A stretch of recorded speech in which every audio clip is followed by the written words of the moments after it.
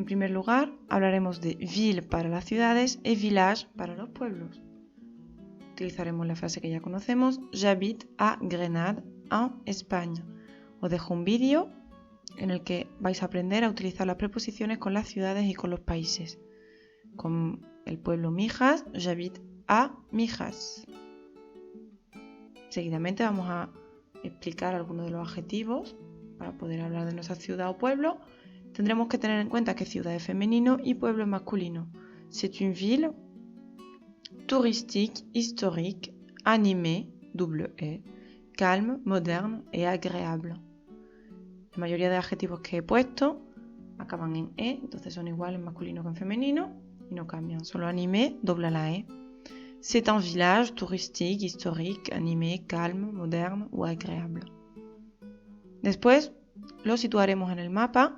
Diremos si está al norte, al sur, al este o al oeste, dentro de nuestro país. C'est au nord, au sud, à l'est, à l'ouest de l'Espagne. Ensuite, on va parler des types de logement, los tipos de alojamiento, si vivís en una casa o en un apartamento.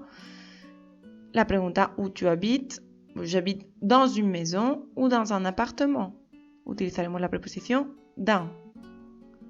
Y después utilizaremos adjetivos para describirla. J'habite dans une maison grande, moderne, traditionnelle, récente, lumineuse. Ou j'habite dans un appartement grand, moderne, traditionnel, récent, lumineux. Cuidado con los adjetivos que son diferentes en femenino y en masculino. Ensuite, on va répondre à la question où elle se trouve. ¿Dónde se sitúa? ¿Dónde se encuentra? Si hablamos de una casa, lo pondremos en femenino. Elle est située. Si vivimos en un apartamento, il est situé. Lo vamos a situar dentro de la ciudad, pues dans le centre-ville, en el centro, dans un quartier résidentiel. Quartier es una palabra que suele resultar difícil. Quartier es barrio. En ville, en la ciudad. En banlieue, en las afueras, también suele resultar difícil. Au bord de la mer, cerca de la playa. À la campagne, en el campo. A la montaña, en la montaña. En lo que respecta a los pisos, a las plantas, ¿a quel étage? ¿En qué planta vives?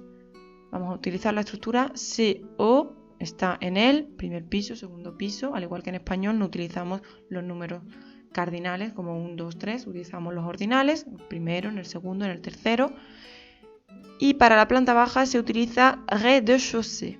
C'est au rez-de-chaussée, c'est au premier étage, au deuxième étage, au troisième étage, au quatrième étage, au cinquième étage ou au neuvième étage. Os dejo un vídeo en el que vais a aprender a crear los números ordinales. Y por último vamos a hablar de las habitaciones, cuántas habitaciones tiene, no habitaciones para dormir, sino piezas, partes de la casa. Les pièces, combien de pièces il y a?